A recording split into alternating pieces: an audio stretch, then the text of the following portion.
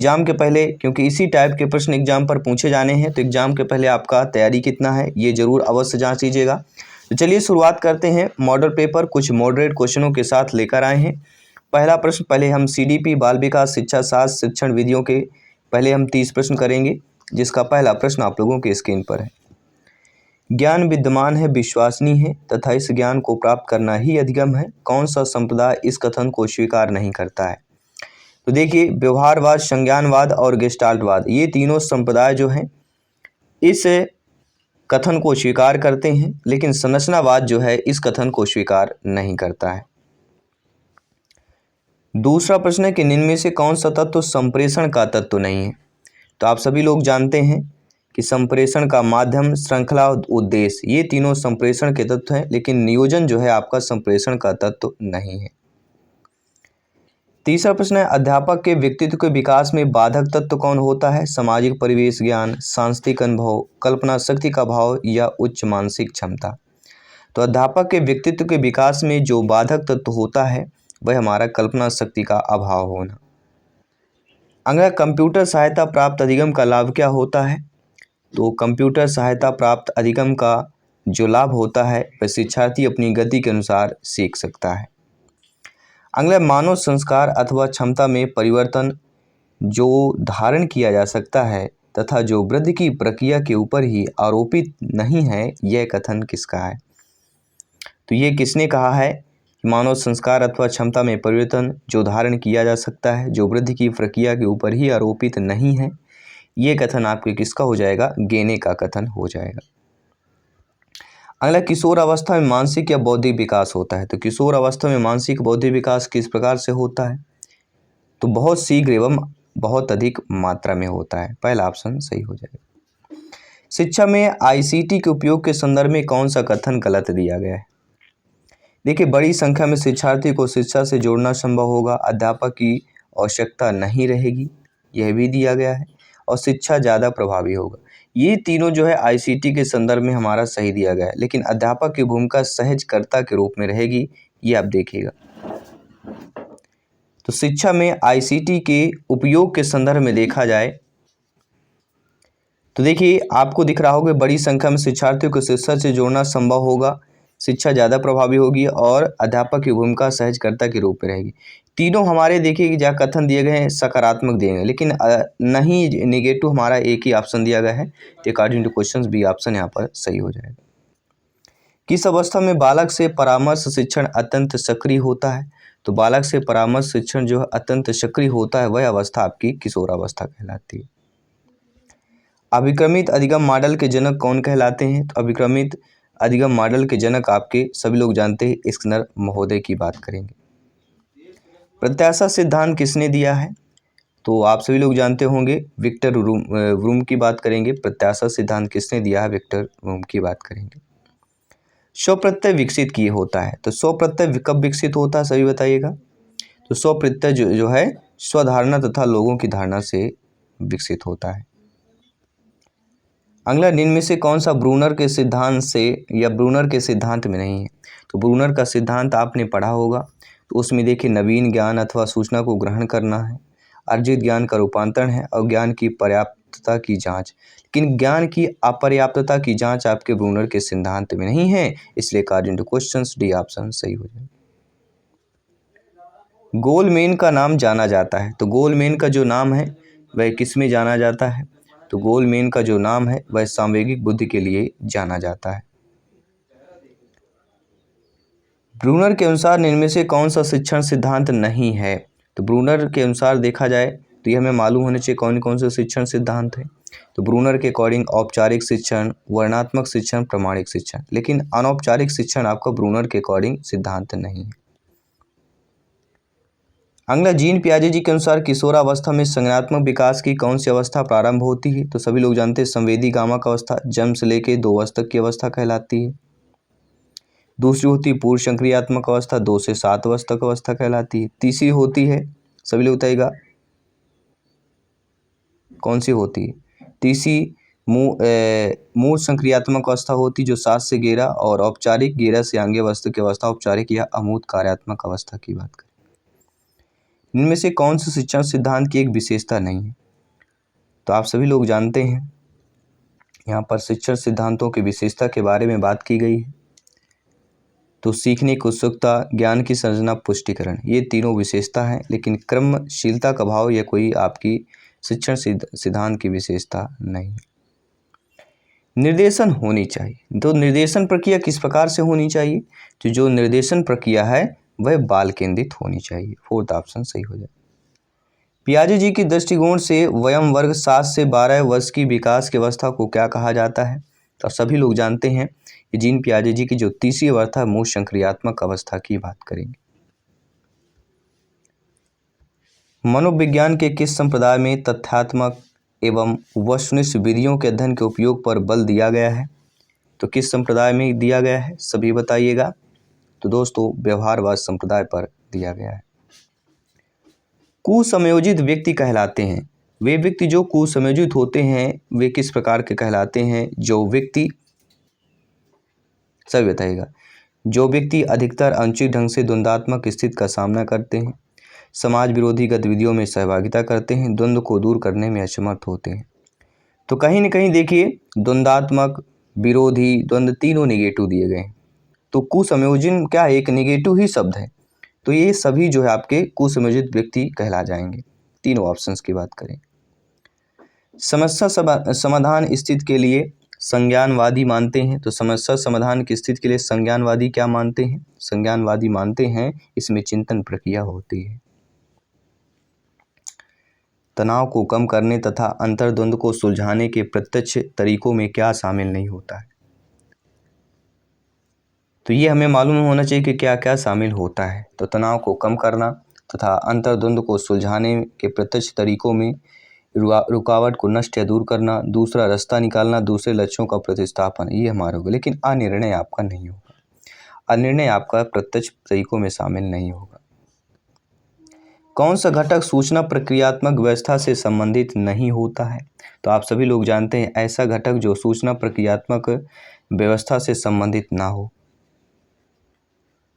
तो अल्पकालीन स्मृति, दीर्घकालीन स्मृति और कार्य स्मृति, ये तीनों जो स्मृतियां हैं ये सूचना प्रक्रियात्मक अवस्था से संबंधित है, लेकिन जीवन पर्यंत स्मृति ये सूचना पे नहीं, क्योंकि सूचना जो है सूचनाओं का आदान प्रदान होता है। तो जीवन पर्यंत स्मृति जो है यह घटक सूचना प्रक्रियात्मक अवस्था से संबंधित नहीं है।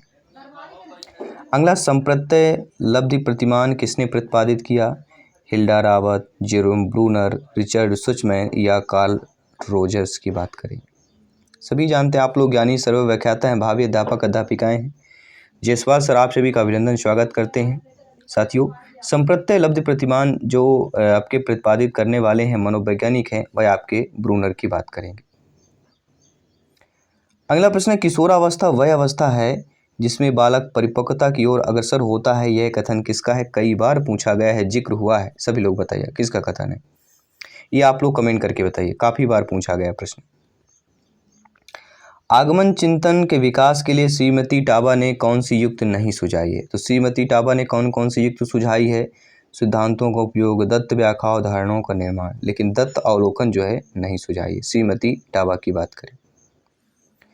प्रोफेसर हल की बात कर रहे हैं कि अधिगम प्रणाली के अंतर्गत जो है किसमें अगातचर गया था?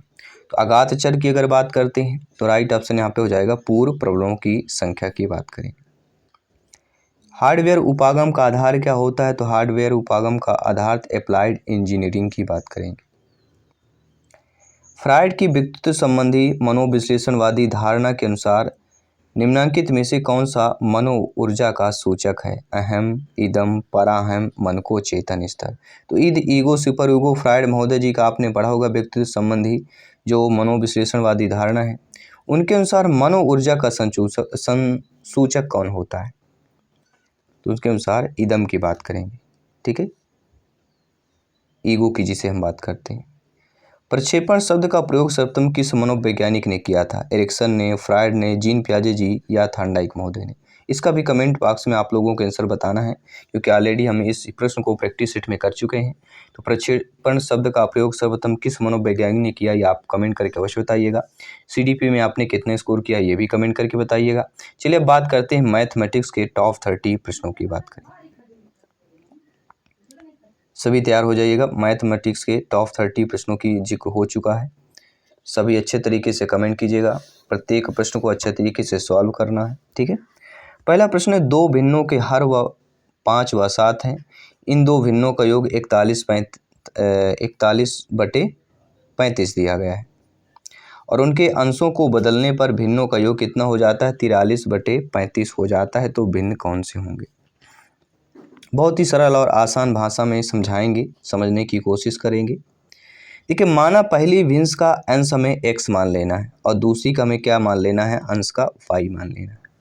तब प्रश्नानुसार क्या होगा, हर हमारा 5/7 दिया गया है, तो x/5 धन y/7 बराबर कितना दिया गया है, 41/35। ये हमारा समीकरण बन जाएगा। इसको हम पक्षांतरण करेंगे और इसको सॉल्व कर लेंगे, तो 7x धन 5y बराबर क्या आ जाएगा, 41 आ जाएगा। ये पहला समीकरण बन जाएगा। तो 7x धन 5y बराबर 41 से पहला समीकरण कर लीजिए। इसके बाद क्या करना है, x/5 धन y/7 क्या है, अगर इनको क्रम बदल दिया जाता है, क्रम बदलने पर ये क्या हो जाता है, 43/35 हो जाता है। जब इसको सॉल्व करते हैं तो 5x धन 7y बराबर 43 आ जाता है। ये समीकरण 2 डाल लीजिए। अब इन दोनों समीकरण से हम क्या कर लेंगे, सॉल्व कर लेंगे। समीकरण 1 और 2 को गुणनखंड से सॉल्व करेंगे तो x बराबर 3 और y बराबर क्या निकल के आएगा, 4 निकल के आ जाएगा। तो अभीष्ट भिन्न हमारा क्या हो जाएगा, सभी लोग बताइए। तो अभीष्ट भिन्न 2/5 आ जाएगा और 4/7 आ जाएगा। क्या हम सही कर रहे हैं? तो जो यहाँ पर 2/5 4/7 ऑप्शन दिया गया है, नहीं हमारा सही हो जाए। आई होप आप समझ गए होंगे। बात करेंगे अगले प्रश्न की।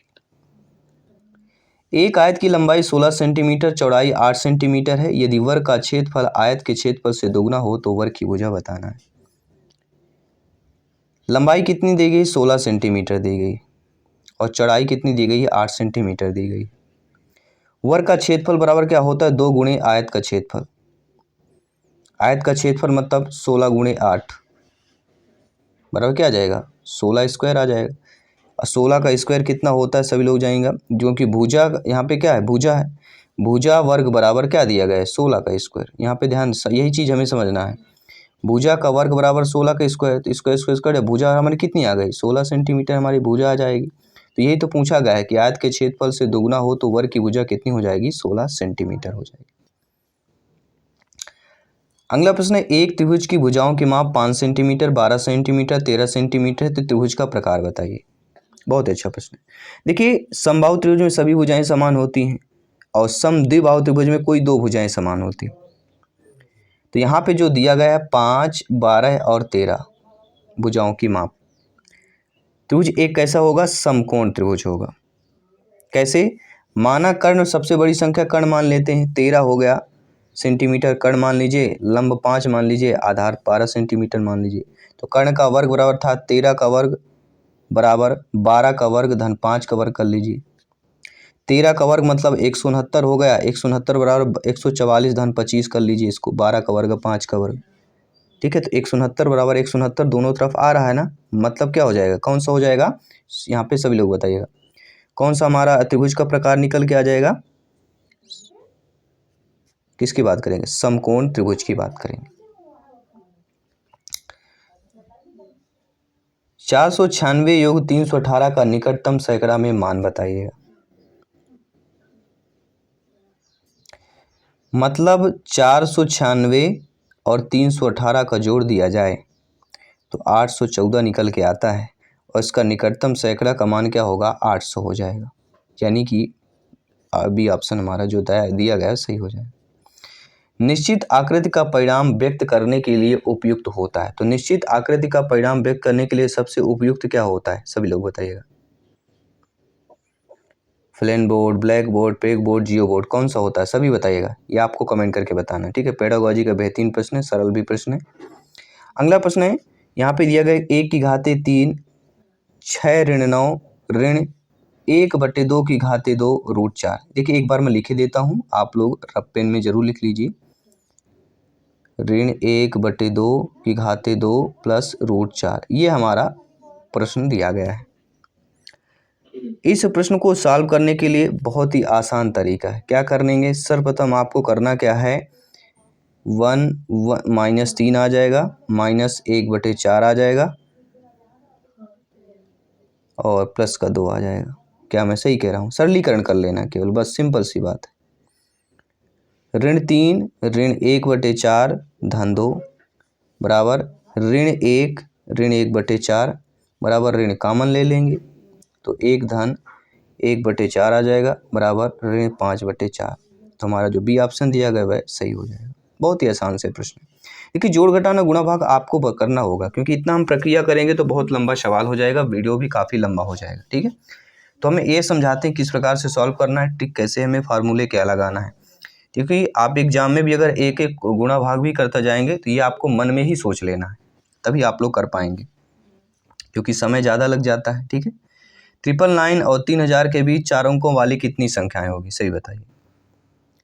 तो 999 और 3000 के बीच 4 अंकों की संख्याओं का फार्मूला क्या होता है। यहाँ पे पहले हम 3000 लिख लेते हैं, -3 अंकों वाली संख्या और -1 कर लेते हैं।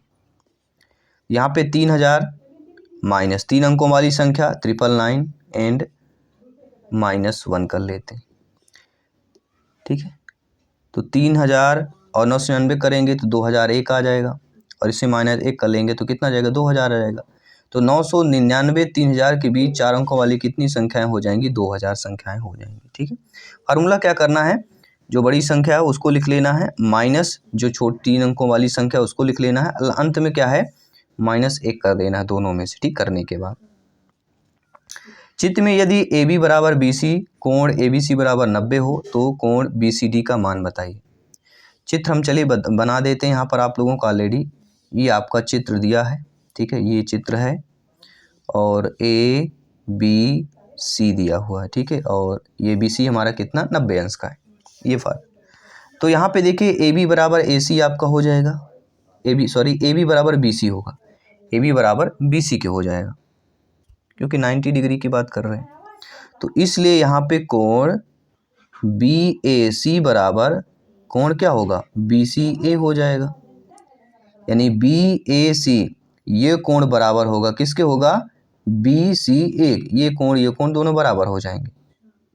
ठीक है, इसके बाद फिर आपका कोण BAC धन कोण BCA बराबर 90 डिग्री दिया गया है, इसलिए हमारा क्या हो जाएगा, कोण BAC बराबर कोण BCA बराबर 45 डिग्री। यही तो हमें निकालना है। ठीक है,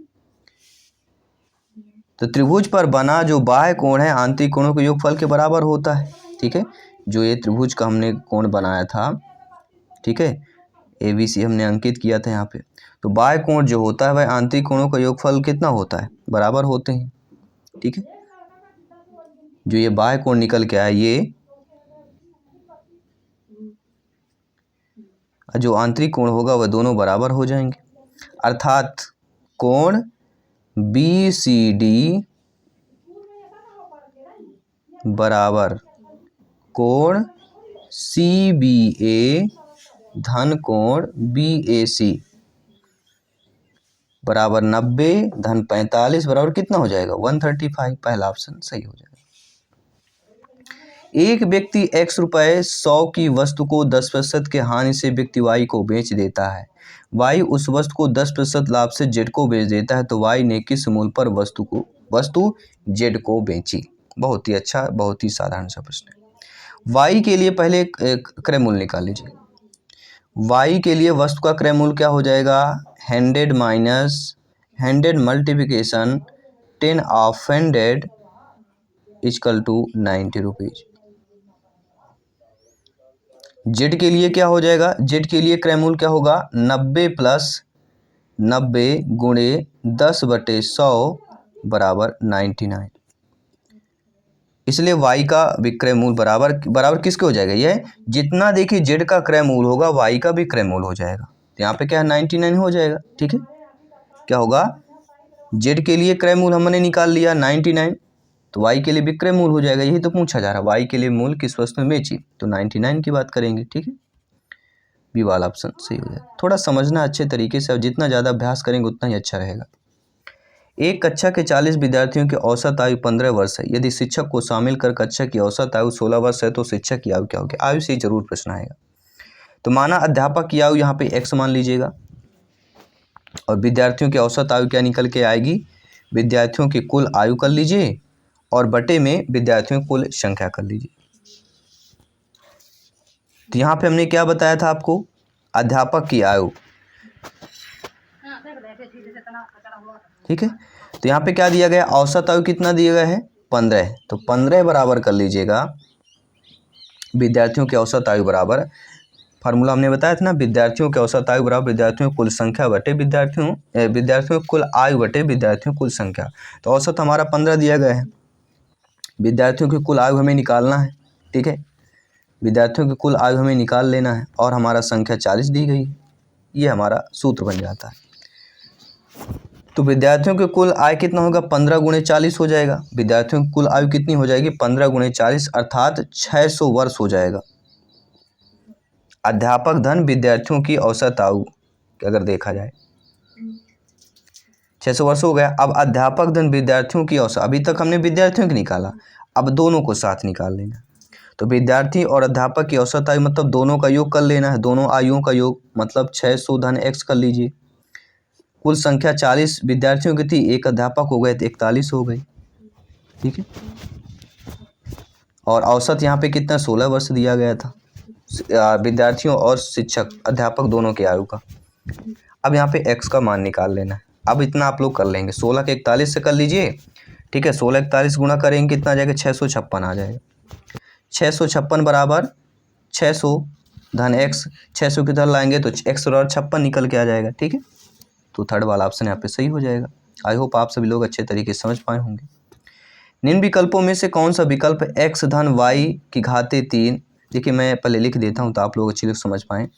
फार्मूला कह रहा है x धन y की घाते 3 ऋण x क्यूब धन y क्यूब का गुणनखंड पूछा गया है, कौन सा होगा। तो गुणनखंड आप लोग आसानी से निकाल लेंगे। ठीक है, इसका गुणनखंड क्या निकल के आएगा, सभी लोग बताइए 3xy। ठीक है, आप लोग कर सकते हैं। सर्वप्रथम अंतर्राष्ट्रीय गणितीय ओलंपियाड की गई थी, कब की गई थी, सभी लोग बताइए। सर्वप्रथम कब की गई थी, सभी लोग बताइएगा। सभी बताइए, फटाफट अंदाज में आप लोगों को बताना है। बहुत ही सरल प्रश्न है, इतना कठिन भी प्रश्न हमने आपके लिए नहीं बताया गया यहाँ पे, कितना कठिन प्रश्न हो आपके लिए। तो राइट ऑप्शन यहाँ पे क्या हो जाएगा, पहला ऑप्शन जो यहाँ पे सही हो जाएगा। अगला दिया गया कि पंच सिद्धांतिका के लेखक कौन है। तो पंच सिद्धांतिका के जो लेखक हैं सभी लोग जानते हैं, वराह मिहिर की बात करेंगे। इनमें से कौन सा जो विषय है गणित से या गणित से उच्च रूप से संबंधित है, सभी लोग बताइए कौन सा विषय जो है गणित से उच्च रूप से संबंधित है, वह कौन सा विषय हो जाएगा, सभी लोग बताइए।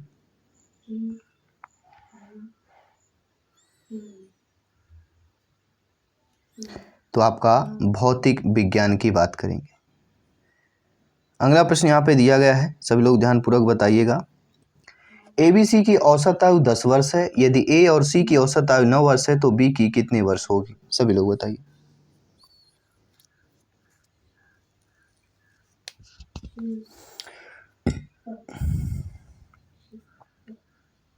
चलिए इसको भी सॉल्व कर लेते हैं।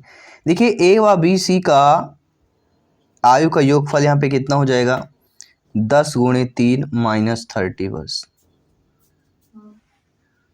तथा ABC की आयु का योगफल A और C का, देखिए ABC का हमने निकाल लिया, अब A और C का निकालना है।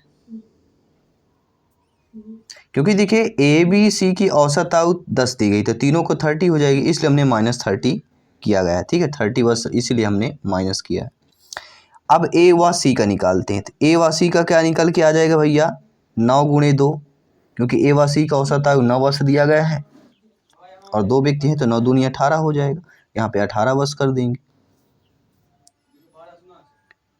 ठीक है। तो बी की आयु कितने वर्ष होगी? तो हमें कुछ नहीं करना है, केवल 30 माइनस 18 कर देना है बस, क्योंकि तीनों का 30, दुई का 18, ए बी सी का हमारा कितना निकल के दोनों 30 आ गया, और ए व सी का हमारा कितना निकल के आ गया 18। तो इसका माइनस करेंगे तो बी निकल आएगा, तो मतलब 12 वर्ष हमारा क्या हो जाएगा, बी की आयु 12 वर्ष हो जाएगी। संख्याएं 12, 14, 16, 18 में से कौन सी संख्या उस संख्या का भाज्य होगी जिसके भाज्य 16 एवं 7 है? तो 12, 14, 16, 18 में से 14 एक में से एक ही संख्या है जिनके भाज्य 16, 7 दोनों है, क्योंकि 16 गुणे 7 बराबर आता है 112, जो कि 14 से विभाज्य, 7 से भी विभाज्य हो जाता है। इसीलिए जो विकल्प दिया गया है 16, 112 विभाज्य है, ये 7 से विभाज्य नहीं, 7 से 16 नहीं हो रहा है, बट यहाँ पे 14 आपका हो जाएगा। इसलिए यहाँ पे क्या है, कौन संख्या उस संख्या का भाज्य होगी जो 16 एवं 7 है? ठीक है, तो एक बार और समझा देते हैं। देखिए 12, 14, 16, 18 में से जो है ऐसी संख्या है जो 16 एवं 7 दोनों से विभाज्य है, ऐसी संख्या है। तो 16 गुणे अगर 7 करते हैं तो हमारी संख्या आती है 112,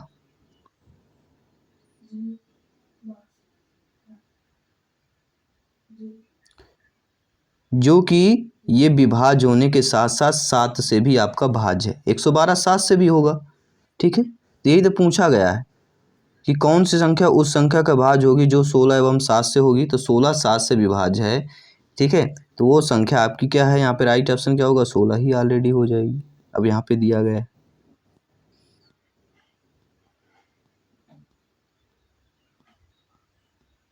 ठीक है। आई होप आप समझ गए होंगे।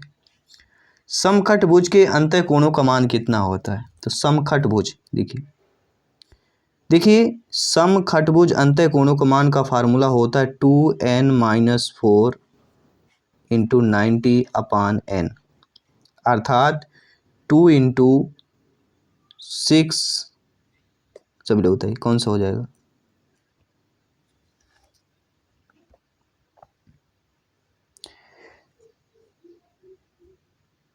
टू इंटू 6-4 इंटू 90/6, मतलब टोटल हमारा इसका सॉल्व कर लेंगे 8 गुणे 90/6 बराबर 120। तो समखटभुज के अंतः कोणों का मान क्या हो जाएगा, 120। फार्मूला आपको ध्यान देना, फार्मूला क्या है, 2n-4 इंटू 90/n, ठीक है। n क्या होगा हमारा, समखटभुज यहाँ पे दिया गया है तो 6 हो जाएगा, n का मान 6 लिख देना है, बस सॉल्व कर लेना है, ठीक है। चलिए बात करेंगे अगले प्रश्न। किसी वर्ग की एक भुजा पर बने वर्ग के क्षेत्रफल तथा उसी वर्ग के विकर्ण पर बने वर्ग के क्षेत्रफल में क्या अनुपात होता है? तो किसी वर्ग की एक भुजा पर बने वर्ग का क्षेत्रफल, मतलब भुजा वर्ग की बात कर रहे हैं, अनुपाते भुजा √2 का वर्ग हो जाएगा, क्योंकि उसी वर्ग के विकर्ण पर बना है तो विकर्ण पर √2 का वर्ग हो जाएगा। तो यहाँ पे समझिए भुजा का वर्ग और भुजा √2 का वर्ग मतलब क्या होगा, 1:2 के हो जाएगा, ठीक है। पहला ऑप्शन यहाँ पे सही हो जाएगा। गणित की सबसे उचित परिभाषा क्या हो सकती है? इस प्रकार दी जा सकती है। तो गणित की सबसे उचित परिभाषा किस प्रकार से दी जा सकती है, सभी बताइएगा। वह है तार्किक तर्क विज्ञान, फोर्थ ऑप्शन सही हो जाएगा। संख्या अनुक्रम में अगली संख्या क्या होगी, सभी बताइए। अनुक्रम क्या दिखा है, 1 धन 1 बराबर 2 दिया गया है, 1 धन 2 बराबर 3 हो जाएगा, 2 धन 3 बराबर 5 हो जाएगा, 3 धन 5 बराबर 8 हो जाएगा, 5 धन 8 बराबर 13 हो जाएगा, और 8 धन 13 बराबर 21 हो जाएगा। अगली संख्या हमारी क्या हो जाएगी, यहाँ पे 21 हो जाएगी, ठीक है। यहाँ पे हम बी ऑप्शन को सही कर देंगे। अगला प्रश्न दिया गया कि शीला एवं शिल्पा के पास कुछ 5:3 के अनुपात में थे। शीला के पास यदि 400 रुपये थे तो शिल्पा के पास सिर्फ 5 रुपये के सिक्के थे, तो शिल्पा के पास कितने सिक्के थे? समझिएगा प्रश्न, बहुत अच्छा प्रश्न यहाँ पे दिया गया है। देखिए, माना शीला एवं सिल्का के पास कितने थे, अनुपात में दिया गया है तो 5x और 3x मान लेते हैं। शीला 5x और शिल्पा 3x मान लेते हैं। तो 5x बराबर यहाँ पे क्या दे, शीला के पास 400 रुपये, तो 5x बराबर 400, ठीक है। तो x बराबर क्या आ जाएगा, 400/5 करेंगे तो 80 आ जाएगा। x की वैल्यू क्या आ गई हमारी, 80 आ गई। और यहाँ पे शिल्पक हमने क्या है 3x माना था, तो 3 × 80 करेंगे, आर्थिक 24 आएगा। आएगा कि नहीं आएगा, मतलब शिल्पा के पास 240 रुपये की बात करेंगे, 240 थे और उसके पास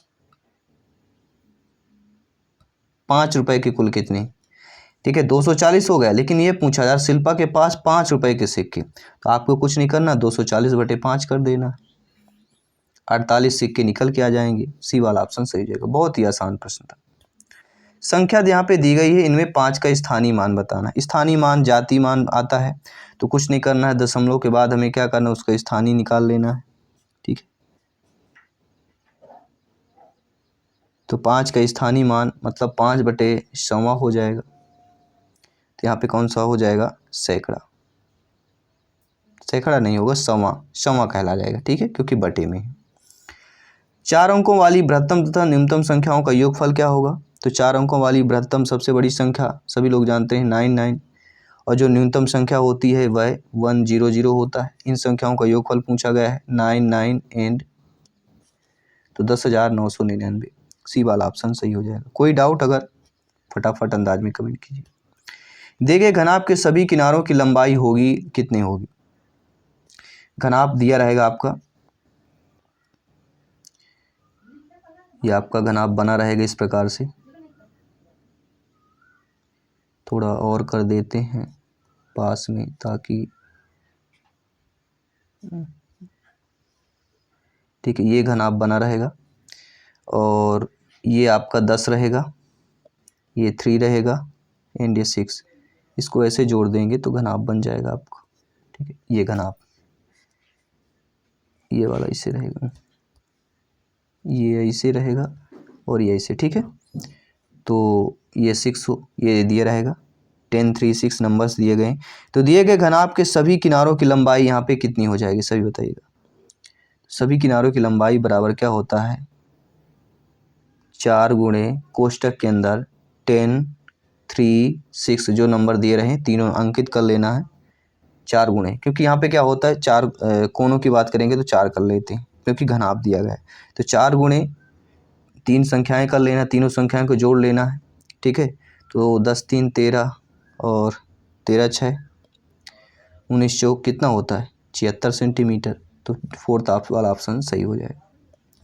108 और 144 का लासा निकालना बहुत ही आसान है, चलिए निकालिए सभी लोग। 108 लेकिन साथ निकालना आपको, ठीक है, 108 144 साथ निकालिए, आसान हो जाएगा, फटाफट निकालिए। गुणनखंड करना है, 2 से कर लीजिए 54 72, फिर 2 से करिए 27 36 आएगा, फिर 2 से करिए 9 12 आएगा, फिर इसके बाद 3 से आएगा, ठीक है, क्योंकि 27 36 जो है 27 नहीं कटेगा, तो 2 बार 2, फिर इसके बाद 3 करना है, फिर 3 करना है 4 आ जाएगा, ठीक है। तो इसका हम गुणनखंड डायरेक्टली लिख लेते हैं, 2 स्क्वायर इंटू 3 की घात 3 इंटू 4, ये आएगा एलसीएम। इसका जब गुणा कर लेंगे तो 432 अर्थात 432 हमारा सही हो जाएगा। 10 सेंटीमीटर त्रिज्या के वृत्त के अंतर्गत ए समकोण त्रिभुज बनाया गया है। यदि वृत्त का व्यास त्रिभुज की एक भुजा है तो त्रिभुज का परिमाप 48 है, तो त्रिभुज का अन्य 2 भुजाएं हमें बताना है।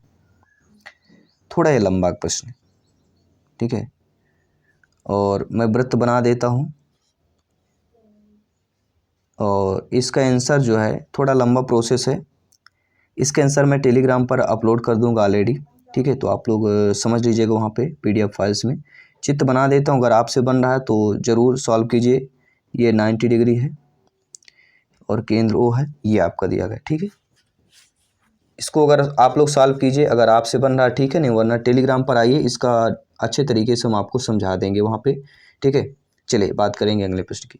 25 पैसे के 15 सिक्कों का मान बराबर है, कौन कौन सा सही होगा?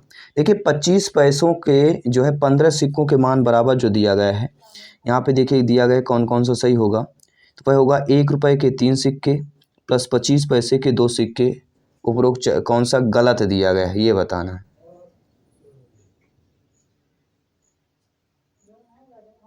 देखिए आप जानते हैं 1 रुपये के, यहाँ पे देखिए 1 रुपये के 3 सिक्के,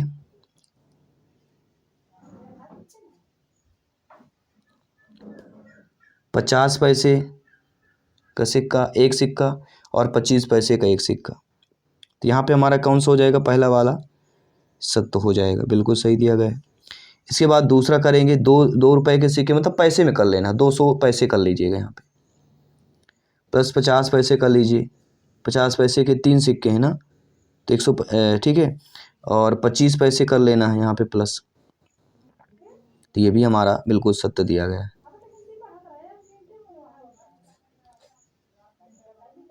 तीसरा है 1 रुपये के 3 सिक्के मतलब 300 पैसे, धन 25 पैसे के 3 मतलब 75 पैसे। तो ये भी हमारा सत्य दिया गया है। 1 रुपये के 3 सिक्के, यहाँ पे 300 कर लेंगे, 300 पैसे धन 25 पैसे, दो सिक्के भी दिया गया है, 25 पैसे के 2 है तो 50 हो जाएगा। तो यहाँ पे केवल कितना हो रहा है? 3.5। तो ये हमारा जो है हमारा गलत हो जाएगा, बाकी हमारे कथन सही दिए गए। तो देखिए कुछ उल जलूल भी प्रश्न आ जाते हैं, दिखने में आसान रहेंगे लेकिन थोड़ा समय जरूर लग जाता है। यहाँ पे दिए गए संख्या 720 के अभाज्य गुणनखंड बताइए सभी लोग। तो संख्या 720 का जो अभाज्य गुणनखंड हो जाएगा वह कौन सा हो जाएगा? 222 235। सभी लोग करके देख लीजिए क्या हम सही कर रहे हैं। जोड़ घटाना गुणा भाग कभी गलती भी हो जाती है, ठीक है, इसलिए स्वयं भी आप लोग थोड़ा बहुत कुछ किया करिए। एनसीएफ 2005 मानता है कि गणित में सोचने एवं तर्क करने का निश्चित तरीका निहित है। नीचे दिए कथनों में से कथन चुनिए जो उपरोक्त सिद्धांत का पालन नहीं करता हो। एनसीएफ 2005 के अकॉर्डिंग सभी बताइएगा। देखिए उसे पढ़ने की विधि है, बिल्कुल सही बात है। आंकिक प्रश्नों को हल करने के लिए विद्यार्थियों को निर्धारित सूत्र बताना। तो निर्धारित सूत्र बताना, ये जो यहाँ पे दिए एनसीएफ के अकॉर्डिंग जो है ये सिद्धांत का पालन नहीं कर रहा है। बाकी जो दिए गए उसे पढ़ाने की विधि, पाठ्य पुस्तकों में प्रस्तुत सामग्रियों के लिखने का तरीका, कक्षा के लिए चुने गए क्रियाकलाप या अभ्यास, ये हमारे सही दिए गए। ठीक है, चलिए बात कर लेते हैं अगले प्रश्न की। अमूर्तता, विशिष्टीकरण एवं व्यापीकरण किस विषय की समझ बढ़ाने के लिए उपयोगी किया जाता है? तो गणित विषय की। ठीक है, अब बात करेंगे ईवीएस पर्यावरण के प्रश्नों की बात कर लेते हैं। ठीक है, भारत का राष्ट्रीय पशु, तो सभी लोग जानते हैं भारत का राष्ट्रीय पशु किसकी बात करेंगे? सभी बताइए, बहुत ही आसान सा प्रश्न। ठीक है, बाघ, टाइगर की बात करेंगे। दूसरा प्रश्न है सागरीय खरपतवार किसका महत्वपूर्ण स्रोत होता है? सभी बताइएगा। तो जो सागरीय खरपतवार है वह किसका महत्वपूर्ण जो है स्रोत होता है? तो सभी लोग जानते हैं सागरीय खरपतवार किसकी हम बात करेंगे? आयोडीन की बात कर रहे हैं। ठीक है, अच्छे तरीके से आप लोग जानते होंगे।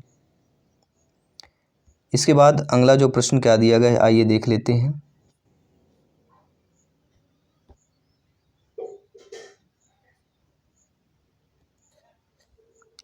भारत में प्रोजेक्ट टाइगर कार्यक्रम किस वर्ष जो है आरंभ किया गया था? भारत में जो है प्रोजेक्ट टाइगर का आरंभ जो है किस वर्ष किया गया था, ये आपको कमेंट करके बताना है।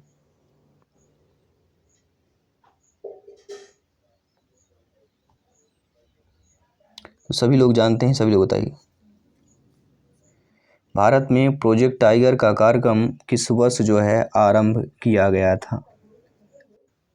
तो राइट ऑप्शन यहाँ पे आपका डी ऑप्शन सही हो जाएगा। निम्नलिखित में से किस वर्ग में प्रोटीन की प्रचुर मात्रा है? तो देखिए जब भी जहाँ पर सोयाबीन ऑप्शन हो यहाँ पे हमें सही कर लेना है। ठीक है, बिना देखते हुए। सोयाबीन, चना, मक्का प्रोटीन युक्त प्रचुर मात्रा में पाया जाता है। और प्रोटीन की कमी से कौन सा रोग होता है? बच्चों में सूखा एवं क्वाशियोरकर नामक रोग जो है उत्पन्न हो जाता है। एक नक्षत्र का रंग निर्भर करता है उसकी किस पर निर्भर करता है? एक कोई भी नक्षत्र का जो रंग होता है उसकी जो है पृष्ठीय ताप पर निर्भर करता है। वनों के महत्व के कारण क्या होते हैं? तो वनों के महत्व का जो कारण होता है वह कहलाता है ग्रीन गोल्ड, पहला ऑप्शन सही कर लेना। पृथ्वी का अपमार्जक कौन होता है? सभी लगभग जानते ही होंगे। पृथ्वी का अपमार्जक जीवाणु और कवक कहलाते हैं। अगला है कथक जो है किस क्षेत्र का शास्त्रीय नृत्य है? दोस्तों सभी लोग अच्छे तरीके से जानते होंगे, कथक जो है आपके भारत। अब देखिए क्षेत्र यहाँ पे पूछा गया, केरल, आंध्र प्रदेश, तमिलनाडु, यहाँ पे भारत दे दिया गया। तो कथक उत्तर भारत का, कौन सा भारत? यहाँ पे उत्तर जो है शब्द हट गया, उत्तर भारत का है। ठीक है, तो उत्तर भारत ऑप्शन आएगा। तो कथक किस क्षेत्र का शास्त्रीय नृत्य है? उत्तर भारत का शास्त्रीय नृत्य है।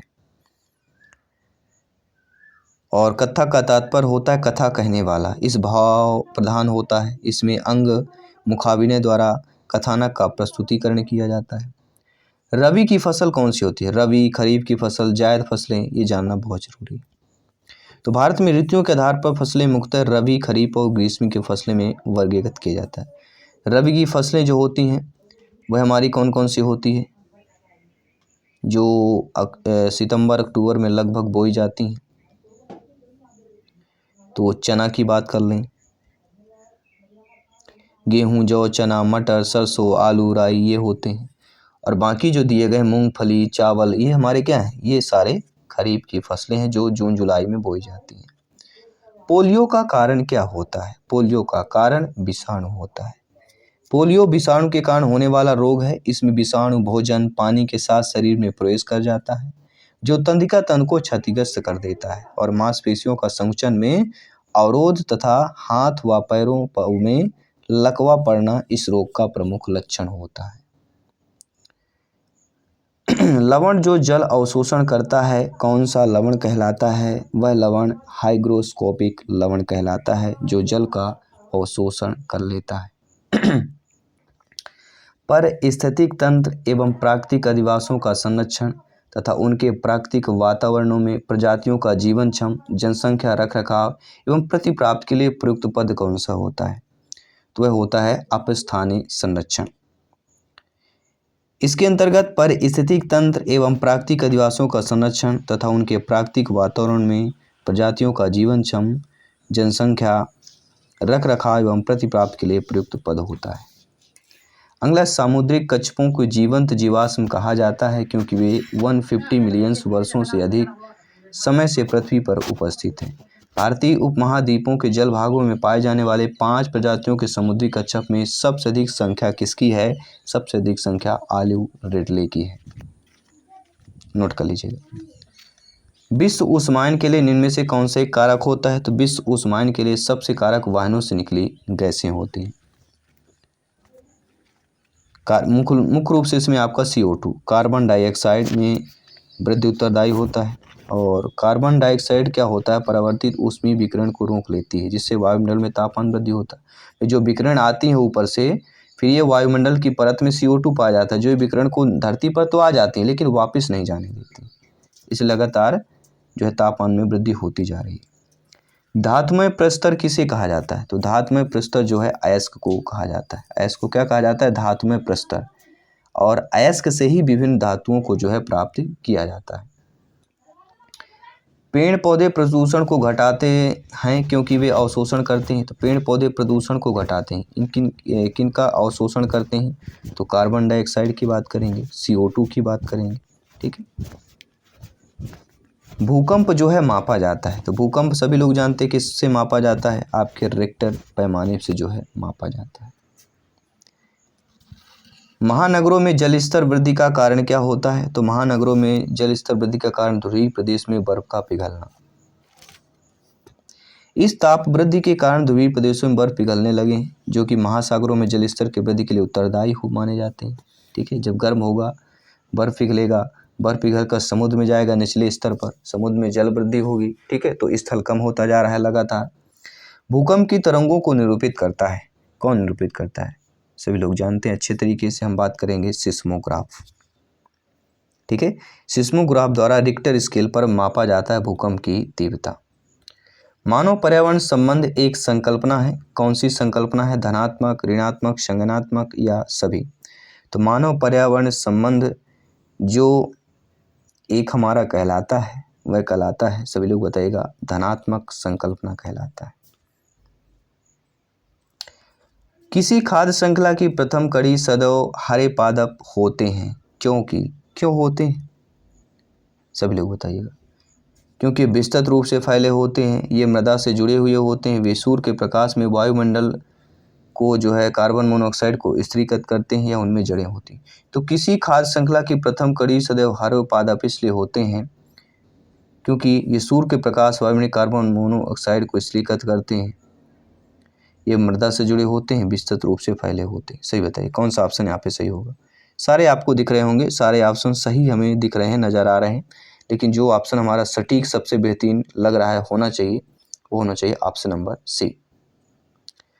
पृथ्वी की सतह का कितना प्रतिशत भाग जो है जल से घिरा हुआ है, लगभग सभी जानते हैं 71% की बात करेंगे। उच्चतम न्यायालय ने सरकार को निर्देशित किया है कि यमुना के जल की गुणवत्ता कम से कम सी स्तर तक बनाए, जिससे उसे लोगों के पीने योग्य बनाकर उपलब्ध कराया जा सके। उक्त कथन अनुसार ग्रेड सी का अर्थ क्या है, तो ये ग्रेड सी जो नाम दिया गया है, ठीक है, ग्रेड सी जो नाम दिया गया है, इसका अर्थ क्या होता है, औसत दर्जे का प्रदूषित जल। 15 जनवरी 2006 को, कब ये ध्यान दीजिएगा, 15 जनवरी जो है 2006 को सुप्रीम कोर्ट ने अपने फैसले में कहा कि सरकार यमुना के जल को गुणवत्ता सी ग्रेड तक बनाए।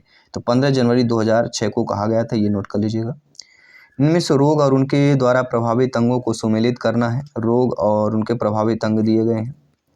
देखिए पीलिया जो रोग होता है ये किसके लिए करता है, पीलिया जो होता है यकृत, प्रभावित अंग यकृत को करता है। रेबीज रोग होता है तंत्रिका तंत्र को प्रभावित करता है। एड्स जो होता है वह किसको करता है, प्रतिरक्षी तंत्र को। और फाइलेरिया लिम्फा ग्रंथि को करता है। मतलब आप समझ गए होंगे, पीलिया हो गया यकृत, रेबीज हो गया तंत्रिका तंत्र, एड्स हो गया प्रतिरक्षी और फाइलेरिया हो गया लिम्फ ग्रंथि। अपने पर्यावरण की स्वच्छता और शुद्धता का मूल्यांकन करना प्रमुख उद्देश्य होता है। किसका उद्देश्य होता है, सभी लोग बताइएगा, वह होता है भावनात्मक क्षेत्र का हो जाता है। ठीक है, आई होप आप समझ गए होंगे। अब बात करते हैं अगले प्रश्न की।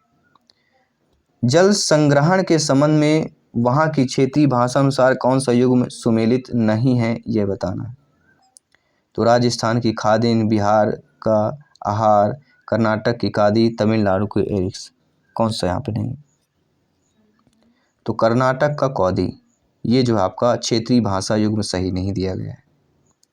इस्माग या धुंध बनता है, तो इस्माग का धुंध होता है धुएं और तथा कोहरे से बनता है। अब यहाँ पे भी आपको सुमेलित करना है। जीव और संग्रहण दिया गया, तो मछली का संग्रहण एक्वेरियम में रखा जाता है, केचुए को टेटेरियम में रखा जाता है, तितली को वाइवेरियम में और शाक को हर्बेरियम में। एक बार और कर लेते हैं, मछली एक्वेरियम, कछुआ टेटेरियम, तितली हर्बेरियम, तितली वाइवेरियम में रखा जाता है, तितली को वाइवेरियम में, शाक को हर्बेरियम में रखा जाता है। ठीक है, एक बार और मिलान कर लें ताकि आप लोगों को दिक्कत ना हो। First aquarium, second terrarium, third vivarium और फोर्थ हर्बेरियम। कौन सी जनजाति जो है दिवाली को शोक का त्यौहार मनाती है। पूरे भारत में जानते हैं दिवाली का त्यौहार होता है, लेकिन ऐसी जनजाति है जो दिवाली को शोक का त्यौहार मनाती है, कौन सा है, सभी बताइए।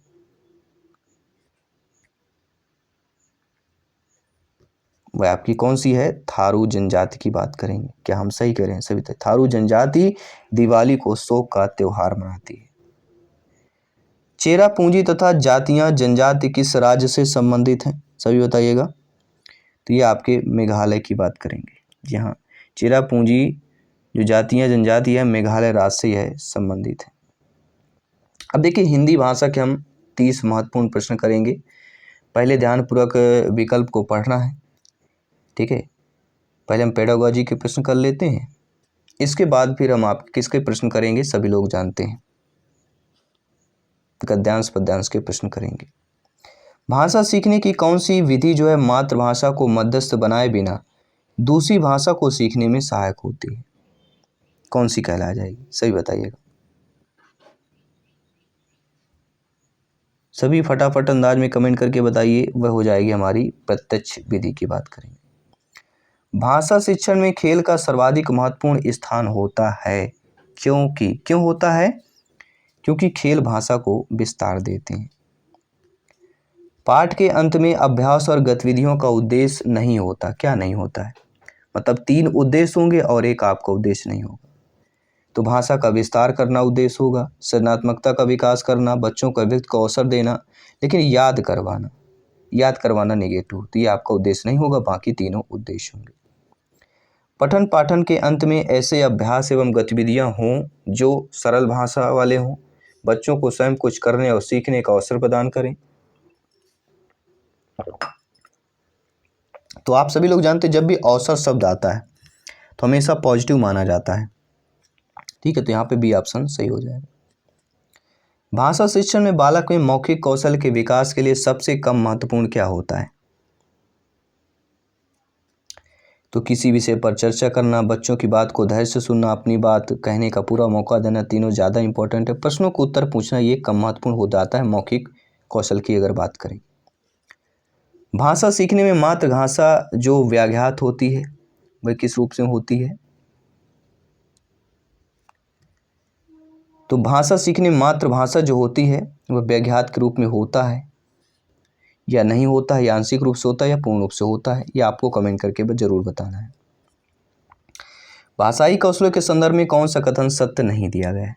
तो भाषाई कौशल के अकॉर्डिंग देखा जाए तो भाषाई कौशल एक दूसरे को प्रभावित नहीं करते हैं, भाषाई कौशल एक दूसरे क्रम से सीखे जाते हैं, भाषाई कौशल एक दूसरे से स्वतंत्र होते हैं, भाषाई कौशल एक साथ सीखे जाते हैं क्रम में नहीं। तो पहला ऑप्शन गलत दिया है, भाषाई कौशल एक साथ सीखे जाते हैं क्रम में नहीं, तो क्रम में भी सीखा जा सकता है। ठीक है, तो ये अकॉर्डिंग टू CBSE पहला ऑप्शन सही माना गया है। भाषा सीखने में होने वाली त्रुटियों के संदर्भ में कौन सा कथन सत्य नहीं दिया गया? तो भाषा सीखने संबंधी त्रुटि में बारे में देखा जाए तो यहाँ पर देखिए जो त्रुटियाँ सीखने के अभिन्न अंग है, बिल्कुल जो बात है। त्रुटियाँ अस्थायी होती, बिल्कुल सही बात है। भाषा सीखने में होने वाली त्रुटियाँ स्थायी, तो त्रुटियाँ स्थायी नहीं होती। अब हमें नहीं पता ना कि इस प्रश्न पर हम गलती कर रहे हैं। त्रुटियाँ स्थायी नहीं होती हैं, यही हमारा निगेटिव दिया गया है, वही हमारा सही हो जाएगा। एक प्राथमिक शिक्षक के रूप में आप सतत और व्यापक आकलन करते समय किसे सर्वोपरि मानते हैं? प्राइमरी लेवल के जब आप लोग अध्यापक अध्यापिका बनेंगे तो शिक्षक के रूप में आप सतत और व्यापक आकलन करते समय किसे सर्वोपरि मानेंगे? तो बच्चों द्वारा विभिन्न संदर्भों में भाषा प्रयोग की क्षमता को मानेंगे। फोर्थ ऑप्शन सही हो जाएगा। प्राथमिक स्तर पर बच्चों की पठन क्षमता का आकलन करने में किस प्रकार की सामग्री सर्वाधिक महत्वपूर्ण होती है? सभी बताइएगा।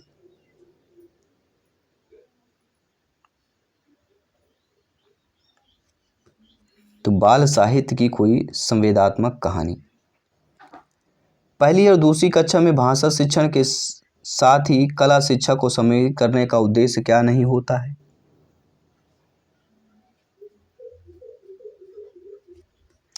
तो चित्रों के माध्यम से व्यक्ति का विकास, बच्चों द्वारा आनंद की प्राप्ति, बच्चों की रचनात्मकता का विकास, तीन होंगे। लेकिन लेखन में परिपक्वता लाना, यह भाषा शिक्षण के साथ कला शिक्षा को समेकित करने का उद्देश्य नहीं होता है।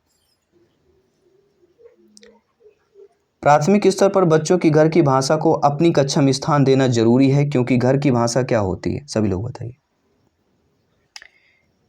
क्योंकि जो घर की भाषा होती है वो बच्चों की भाषाई पूंजी होती है। भाषा सीखने सिखाने के संदर्भ में गृह कार्य का उद्देश्य क्या होता है? सभी बताइएगा। तो गृह कार्य का जो उद्देश्य होता है कि सीखने को विस्तार देना। भाषा अर्जन के संबंध में कौन सा कथन सत्य दिया गया है? तो समाज सांस्कृतिक परिवेश के अनुसार अर्थ ग्रहण की प्रक्रिया स्वाभाविक होती है, कथन हमारा सही दिया गया है। भाषा विकास के संबंध में कौन सा कथन सत्य नहीं दिया गया है? पिछले वाला सही बताना था, इसमें बताना है कौन सा नहीं है। देखिए भाषा के संबंध में जो दिया गया कि भाषा विकास का संबंध जो है व्यक्ति निरपेक्ष होता है, यह कथन गलत दिया गया। क्योंकि बड़ों का संपर्क भाषा विकास की गति को तीव्र कर देता है। भाषा विकास व्यक्तिगत सापेक्ष होता है, निरपेक्ष नहीं होता। क्या होता है? सापेक्ष होता है। अब देखिए प्रश्नों को पढ़ना है। कहानी कविता उचित ध्यानपूर्वक आपको देना है। कहानी कविता गीतों और नाटकों के माध्यम से बच्चे क्या करते हैं? सभी बताइएगा। इसके माध्यम से बच्चे अपनी सांस्कृतिक धरोहर से जुड़े रहते हैं। प्राथमिक स्तर पर बच्चों को भाषा सिखाने का सर्वोपरि उद्देश्य क्या होता है? सर्वोपरि उद्देश्य होता है अपनी बात को दूसरे के समक्ष अभिव्यक्त करने की कुशलता का विकास करना। इनमें से कौन सा प्राथमिक स्तर पर हिंदी भाषा शिक्षण का उद्देश्य नहीं होगा? संदर्भ के अनुसार लगाकर पढ़ने का प्रयास करना, चित्रकारी को स्वयं की अभिव्यक्ति का माध्यम बनाना, बच्चों को भाषा और स्कूल की भाषा के संबंध बताते हुए उसे विस्तार देना या सुनी हुई बातों को ज्यों का त्यों दोहराना। तो कौन सा जो है प्राथमिक स्तर पर हिंदी भाषा शिक्षण का उद्देश्य नहीं होगा, सभी बताइएगा। तो वह होगा सुनी गई बातों का ज्यों का त्यों दोहरा देना। ये हिंदी भाषा शिक्षण का उद्देश्य नहीं है, क्योंकि ये फोटो कॉपी उद्देश्य हो जाता है। अगला प्रश्न स्क्रीन पर है।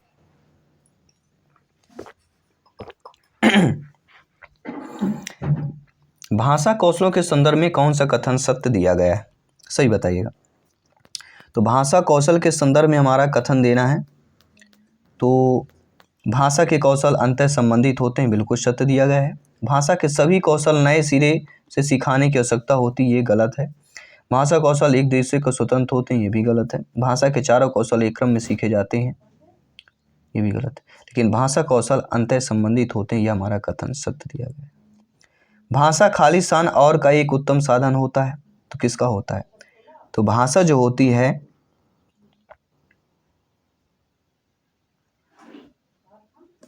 सोचने, महसूस करने और चीज़ों से जुड़ने के एक उत्तम साधन होती है। भाषा सीखने का व्यवहारवादी दृष्टिकोण किस पर बल देता है? अनुकरण, रचनात्मकता, अभिव्यक्ति, भाषा प्रयोग, सभी बताइए। तो भाषा सीखने का जो व्यवहारवादी दृष्टिकोण होता है तो किस पर बल दिया जाता है, सभी बताइएगा। तो अनुकरण पर, सीखने पर, अनुकरण मतलब सीखने पर बल दिया जाता है। लिखना क्या होता है? एक बेहद जटिल प्रक्रिया है, एक अनिवार्य कुशलता जिसे जल्दी प्राप्त किया जाना चाहिए, एक तरह की बातचीत है या एक अत्यंत यांत्रिक प्रक्रिया। ये भी काफ़ी बार पूछा गया प्रश्न, रिपीटेड प्रश्न। तो लिखना एक प्रकार से क्या होती है? एक तरह की एक बातचीत होती है। कक्षा 1 के बच्चे अपने खालिस्तान से प्राप्त बोलचाल की भाषा के अनुभवों को लेकर ही विद्यालय आते हैं। राइट ऑप्शन यहाँ पे क्या हो जाएगा? तो कक्षा 1 के बच्चे जो है अपने घर, परिवार एवं परिवेश से प्राप्त बोलचाल की भाषा के अनुभवों को लेकर ही विद्यालय आते हैं, अर्थात हमारा सेकंड ऑप्शन सही हो जाएगा। कक्षा 1 और 2 के शुरुआती समय में पढ़ने का प्रारंभ खालिस्तान से ही हो और किसी के लिए हो, सही बताइए कौन सा हो जाएगा? तो यहाँ पे हमारा अर्थ और उद्देश्य, जी हाँ, कक्षा 1 और 2 के शुरुआती माध्यम से पढ़ने का प्रारंभ अर्थ से हो और किसी उद्देश्य के लिए हो। तो यहाँ पे अकॉर्डिंग टू क्वेश्चन पहला ऑप्शन सही हो जाएगा। अगला, वाइगोस्की के विचारों पर आधारित कक्षा में खालिस्तान पर सबसे अधिक बल दिया जाता है? कविता दोहराने का, कहानी का, कार्यपत्रकों अर्थात वर्कशीट या परस्पर अंतःक्रिया की बात करें। तो वाइगोस्की के विचारों के अनुसार कक्षा में जो परस्पर अंतःक्रिया पर सबसे अधिक जो है बल दिया जाता है। तो खालिस्तान पर क्या हो जाएगा आपका? परस्पर अंतःक्रिया, फोर्थ ऑप्शन सही हो जाएगा। हमारी कक्षाओं में बच्चे भिन्न भिन्न भाषिक पृष्ठभूमि से आते हैं, अतः उनको भाषाओं को भी कक्षा में सम्मान देना अनिवार्य है। उनकी भाषाओं को सीखना सभी विद्यार्थियों के लिए अनिवार्य है। यह भाषा की पाठ्य पुस्तक में उनकी सभी भाषाओं का शब्द वाक्य होना अनिवार्य है। यह उनकी सभी भाषाओं की जानकारी शिक्षक के लिए अनिवार्य है। कौन सा सही हो जाएगा? तो हमारी कक्षाओं में जो बच्चे भिन्न भिन्न भाषिक पृष्ठभूमि से आते हैं, अतः उनकी जो है सभी भाषाओं की जानकारी शिक्षक के लिए अनिवार्य हो जाती है, क्योंकि उनकी अपनी अपनी भाषाओं को कक्षा में समान रूप से सम्मान देना चाहिए। समय की शिक्षा की बात करेंगे, सबका सम, सबका विकास, सबका साथ, सबका भाषा का विकास, सभी का सर्वमान्य की बात करेंगे। इसमें से प्राथमिक स्तर पर भाषा आकलन का सर्वाधिक उचित तरीका क्या होता है? किसी पाठ की जांच पंक्तियां पढ़वाना, बच्चों को चित्र वर्णन प्रश्न पूछने के अवसर देना, बच्चों को पत्र लिखवाना, बच्चों से प्रश्न का उत्तर लिखवाना। मैंने एक जिक्र आपको बताया था, जब भी प्राथमिक स्तर में भाषाकलन का सर्वाधिक उचित तरीका आए और अवसर शब्द आ जाए तो पहले उसी को हमें टिक कर लेना है। ठीक है, चलिए बात करेंगे अगले प्रश्न की। नासीदा पढ़ते समय अनेक बार अटकती है, उसे पढ़ने में कठिनाई होती है, उसकी समस्या मुख्यतः ग्रसित होगी? पठन रुचि, बुद्धिलब्धि, डिसलेक्सिया, डिस्ग्राफिया। देखिए, पढ़ने संबंधी जब दिक्कतें आती है, पढ़ने संबंधी अगर कठिनाई होती है, उसको किस विकार पर माना जाता है? तो उसको सभी लोग जानते हैं, डिसलेक्सिया को माना जाता है। इसको माना जाता है, डिसलेक्सिया को माना जाता है। और लिखने संबंधी डिस्ग्राफिया को माना जाता है। कौन सा प्रश्न बच्चों की भाषा का क्षमता का सही आकलन करेगा? सभी बताइएगा। ऐसा प्रश्न जो बच्चों की भाषा की क्षमता का सही आकलन करता है। लड़की ने किसके दाम नहीं बताए, लड़की टोकरी में क्या बेच रही थी, यदि तुम आम बेचोगे तो उसके कितने दाम लोगे, या आजकल आम का दाम कितना है। तो कौन सा प्रश्न बच्चों की भाषा का क्षमता का सही आकलन कर रहा है? सभी बताइए। वह आपका है, यदि तुम आम बेचोगे तो उसके कितने दाम लोगे और क्यों लोगे। क्योंकि प्राथमिक कक्षा के छात्रों का द्वारा चित्र समझाकर उसके बारे में कुछ विचार प्रस्तुत करना, उनकी भाषा कुशलता को जो है इंगित करना, अतः भाषा आकलन का सर्वोत्तम तरीका है कि उसे एक अवसर प्रदान किया जाए। ठीक है, चलिए बात करेंगे अगले प्रश्न की।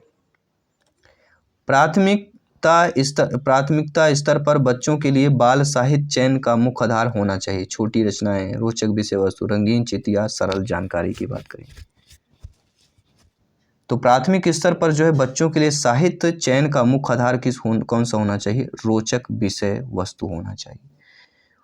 उसका वे उतनी ही रुचि से अर्जन करेंगे। ऐसे में उनके द्वारा सीखा गया व्यवहारिक ज्ञान प्रत्यक्ष या अप्रत्यक्ष रूप से भाषा की कुशलता